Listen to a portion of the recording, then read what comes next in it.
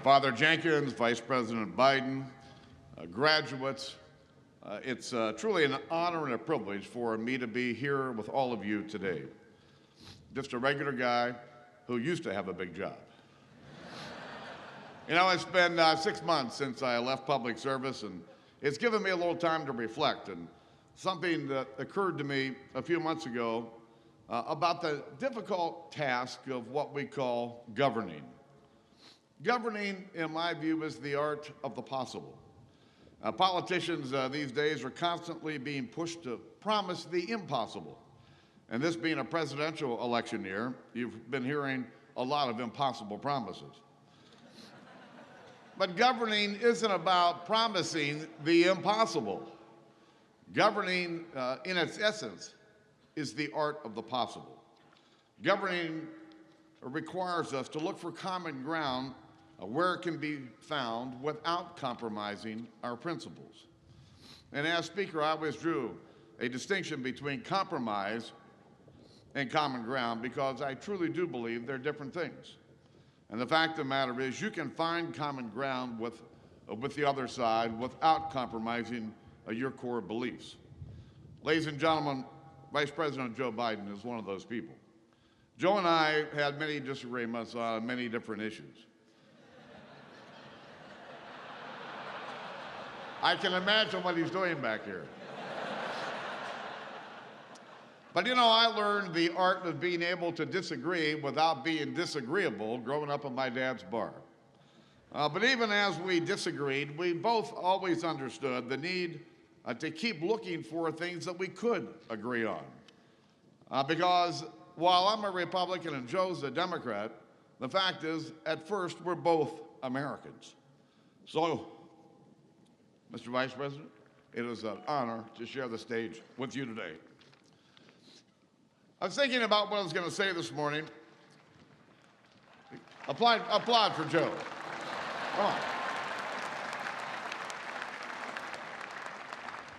I was thinking about what I was going to say this morning and decided that, you know, the speech that I have is not really the speech I want to give. When I was sitting in these seats out here like you over 40 years ago, I could never have imagined that I would have spent some 34 years in public service. Never could have imagined what path in life I would take. And so I began to think about what's really important. And I know a lot of you today are thinking about, what am I going to do? What am I going to do? Well, let me tell you something. You can think about that tomorrow. You can think about it next week. And frankly, you can think about it next year. But what you can't think about right here, right now, is who do you want to be? You know, I played football in high school for a guy named Jerry Faust at Muller High School, who came up here and didn't win as many games as he'd like to have won as your head coach. But I learned a lot of things from Jerry Faust. Yes, I learned a lot of things about playing football, but I said more Hail Marys in high school than I'll say the rest of my life. And I say some every day. But when I look back on my life, Jerry Faust, you know, I'm a high school guy. Taught us how to be men, taught us how to be leaders, taught us what was required of us. Got another good friend, Lou Holtz. He won a lot of games here, including a national championship. You've never met a man that was more optimistic, more hard-charging, but always having a smile on his face. There was another person impacted my life, Pope Francis. I tried for 20 years to get a pope to come and address a joint session of Congress. I never quit trying, and thank goodness Pope Francis decided to come. Now, after he decided to come, I found out that my oldest daughter was pregnant with my first grandchild. And my grandchild was going to be born right before the Pope came to the U.S. And so Cardinal Wuerl and some others were working the Vatican over to try to get the Pope to baptize my grandson.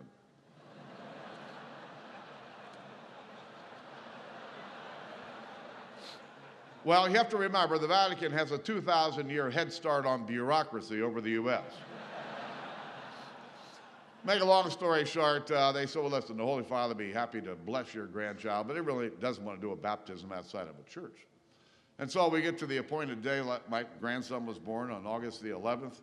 And Pope came on September 24th, and my chief of staff and I, another Catholic guy, greeted the Pope, lights, cameras, and we got rid of all that, and the Pope and I went to sit down, and I realized there were 7 cardinals, the Pope, my chief of staff and I looked at him and said, why are we here?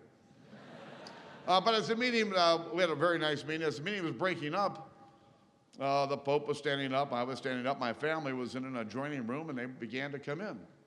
And the Pope turned to his assistant and said, give me a glass of water. Really? So I watched the assistant go get a glass of water, and he brought it back to the Pope, and the Pope had it in his right hand, and he put it in his left hand, and I was waiting for him to bless it, but he just took a drink. The greatest head fake in history. But as our morning was ending and after his address, the Pope was getting ready to depart the Capitol. And we were standing in the first floor of the Capitol, and I realized that it was just the Pope and me. And the Pope took his left arm and grabbed my left arm and pulled me near him and started to say some of the nicest things anybody's ever said to me. And you can imagine by now, for those you don't know, I probably get a few tears in my eyes. And then the Pope took his right arm and put his arm around me and gave me this big bear hug, and he looked at me and he said, Mr. Speaker, please pray for me. I said, Your Holy Father, who am I to pray for you? But I do, and I did. But what did I learn from these people? I learned it wasn't the job they had, whether it was the Pope or Jerry Faust or Lou Holtz. It was who they were as people that helped me decide who I was going to be and what I was going to be throughout my life.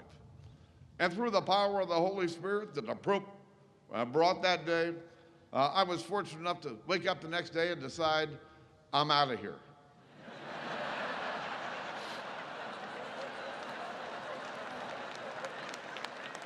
And if you want to know more about the Holy Spirit, just Google Boehner Holy Spirit, you'll get the rest of the story.